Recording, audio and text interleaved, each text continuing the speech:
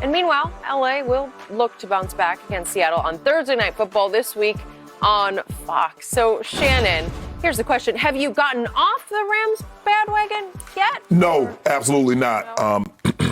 They had a bad game. Matthew Stafford had a bad game. Skip, he missed some opportunities that he didn't miss in the first 3 games.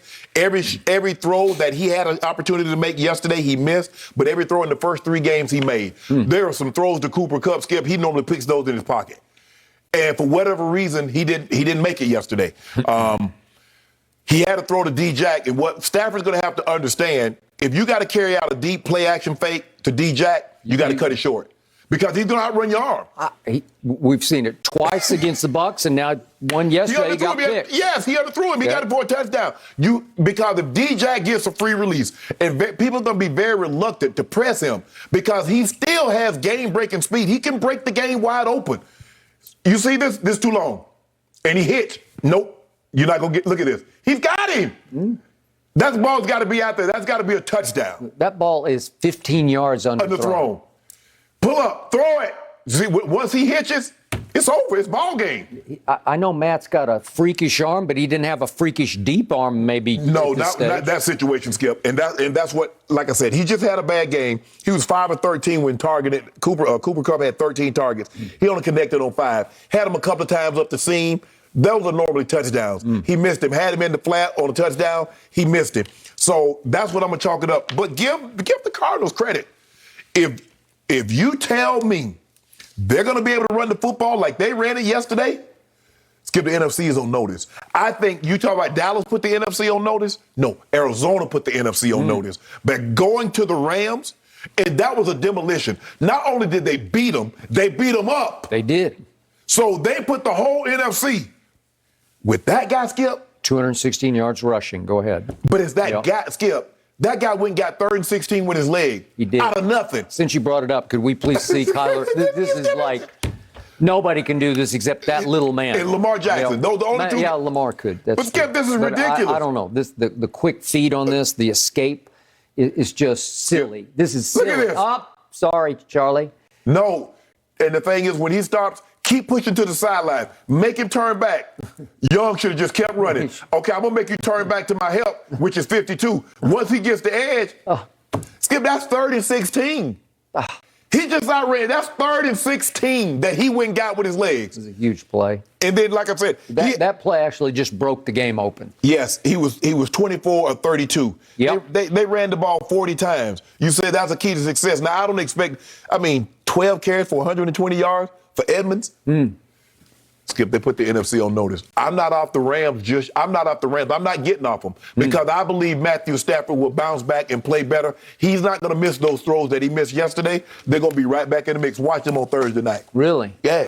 Huh. I was watching very closely yesterday for Coach Sean McVay, and I kept saying, where is he? I need to see. Well, remember what happened just the week before against the Buccaneers? Could we please see Coach McVay? He's running up the tunnel after. Oh, there he is. Oh, they're coming off the field. Slap those butts. Slap those butts because we're going to win the Super Bowl today. We got this. We're on the way to the Super Bowl because we're beating the defending champs. I'm going to run all the way up the tunnel. You hate now. I'm going to showboat up the tunnel to slap 5 with my man D-Jack. Way to go, Coach McVay. He's everywhere. He's laughing on the sideline with Matthew Stafford. I saw none of the above yesterday. I don't know what happened to him. Was he ill? Maybe he ate something that disagreed with him. I don't know. I didn't see any of that yesterday. I don't know if you noticed this, but Arizona is on your schedule.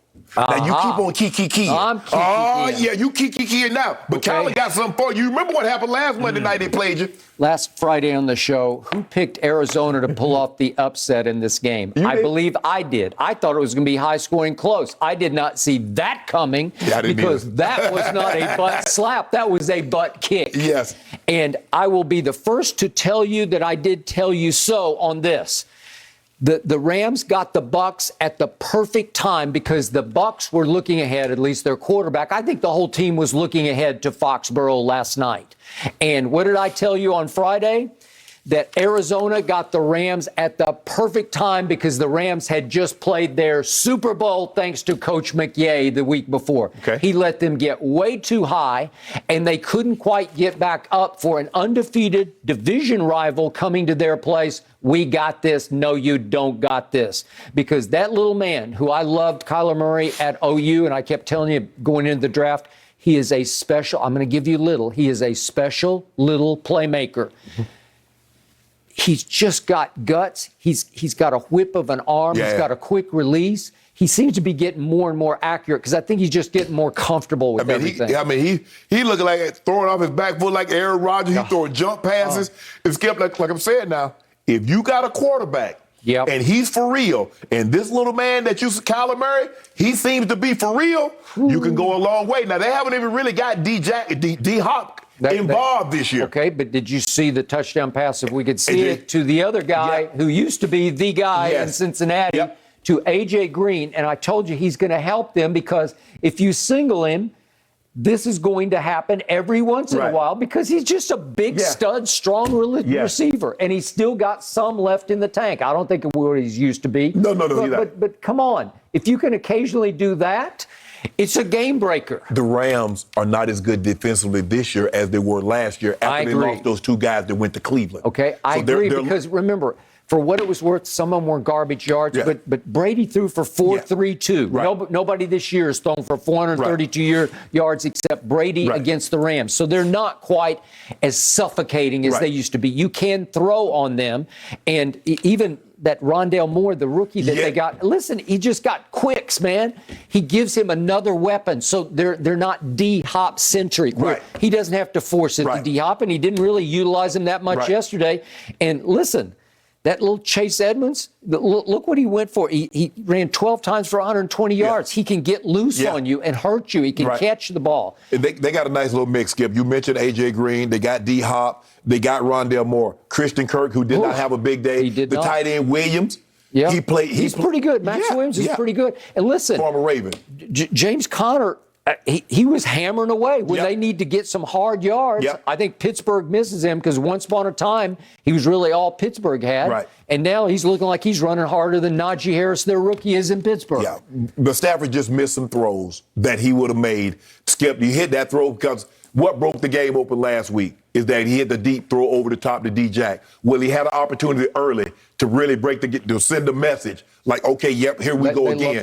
They love that deep rollout, where you stop and throw it back across the field. Yes, and he has the kind of arm, but he's going to have to understand, and Sean McVay's going to have to tell him, where you would normally take your full depth, 7 steps up and hitch, you can't do that with D-Jack. Let's make it 5 with no hitch and let it go. Because he's free release, Skip. He's digging. So he don't have to get off any press release. He's just digging from the word jump. He's going to take it up, pretend like he's going to run out, and he's going to take it all the way across the field. Listen, every time I looked up, somebody else on defense was making a play for them. They got a bunch of playmakers. They got Simmons, and they got Chandler Jones. They got J.J. Watt. Chandler Jones was quiet again, and you pointed out he's been quiet since he had his big 5-sack game. But when you least expect, he'll just rise up, right? He still get out the quarterback. Collins hadn't been there, but they got Kendrick play. I mean, they got guys that can play. They got guys that can make plays. Buda Baker's still there. That number 7, they got the interception, Skip. He can play. Pretty good. Yeah, he got 2 picks against Jacksonville the previous week. He's played really well. His ribs banged up, but he came back. Yeah.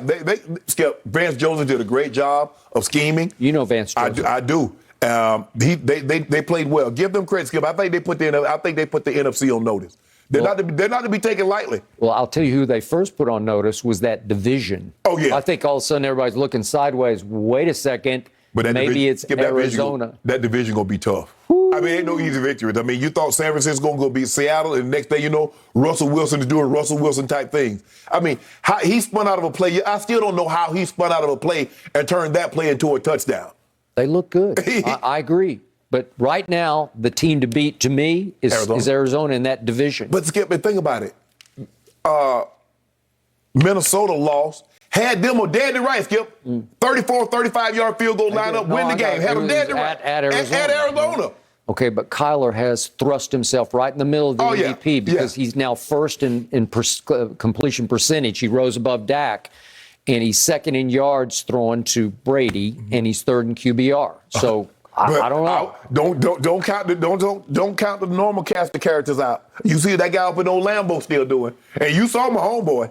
He's still capable. You saw what he's doing. If I'm not mistaken, he might be leading the NFL in touchdown passes. I think he got like 13 or something. Against what's left of the Eagles. Oh, that is what's left of the Eagles. Oh, y'all beat them up on Monday night, and so Pat Mahomes came and just cleaned them up on Sunday, huh? I believe that's what happened. Okay. And I think you know that yourself. So, in other words, you said the Eagles aren't that good. So when I gave Dak and the Cowboys that 2 on Tuesday, I thought Jalen Hurts played really well yesterday. man, they got some deep. That score on Monday night between Buffalo and Kansas City, Skip, that might be a 41-38 or 44-41 type ball game. I'm starting to envision Dallas and Arizona in the NFC Championship game. I don't know. I want 5 I'm cases. starting to see it. Y'all